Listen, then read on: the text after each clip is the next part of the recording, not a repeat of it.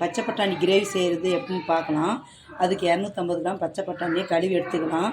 2 தக்காளி, 3 பல் பூண்டு, 2 டேபிள் ஸ்பூன் பொட்டுக்கடலை, நறுக்கி வச்ச சின்ன வெங்காயம் 100 கிராம். பட்டாணியை குக்கரில் வேக வச்சுக்கலாம். தேவையான அளவு தண்ணி ஊற்றிக்கலாம்.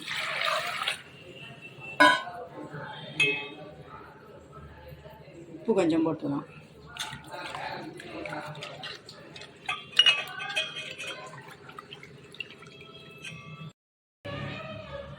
மூடி போட்டு வேக வச்சுக்கலாம்.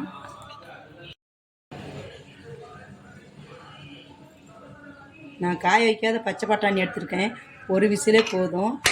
நீங்கள் வரப்பட்டாணி எடுத்துருந்தா 3 விசில் விட்டுக்கோங்க. இப்போ கடலையை பொன்னிறமாக வறுத்து எடுத்துடலாம்.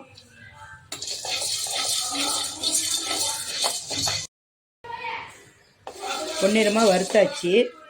சட்டையில் கொட்டி ஆற வச்சிடலாம். ஆறிட்டு இருக்கட்டும்.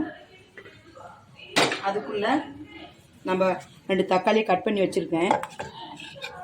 கூட பூண்டவே போட்டு அரைச்சி எடுத்துடலாம். தக்காளி அரைச்சி எடுத்தாச்சு.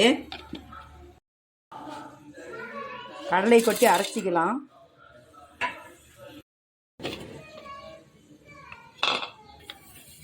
கடலை நல்லா அரைச்சாச்சு.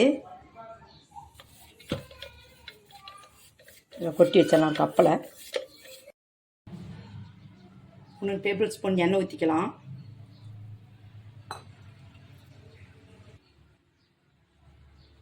எண்ணெய் காஞ்சிடுச்சு. கடுகு போட்டுடலாம்.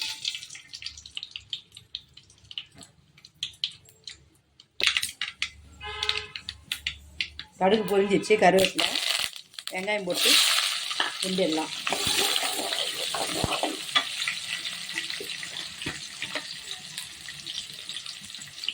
கொஞ்சமாக உப்பு நல்லா வதங்கிக்கணும். வெங்காயம் நல்லா வதங்கிடுச்சு. அரைச்சி வச்ச தக்காளியை ஊற்றிடலாம். தக்காளி நல்லா வெந்து வரட்டும். கொஞ்சம் வெயிட் பண்ணலாம். தக்காளி நல்லா வெந்துடுச்சு.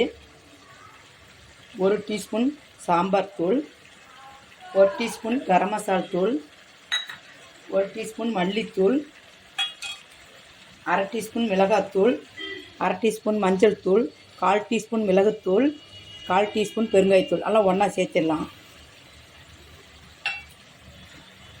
நல்லா போட்டு வதக்கி விடலாம். கொஞ்சம் நேரம் வேகட்டும். வெந்துடுச்சு. பொட்டுக்கடலை அரைச்சதை எடுத்து கொட்டிடலாம். கொஞ்சம் நேரம் கிண்டி விட்டு தேவையான அளவு தண்ணி வச்சிடலாம்.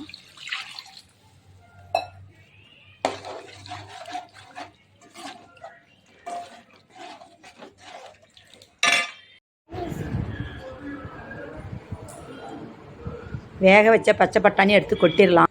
தேவையான அளவு உப்பு சேர்த்திடலாம்.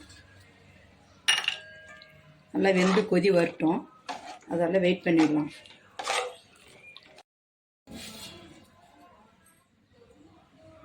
மூடி போட்டு வேக வச்சிடலாம்.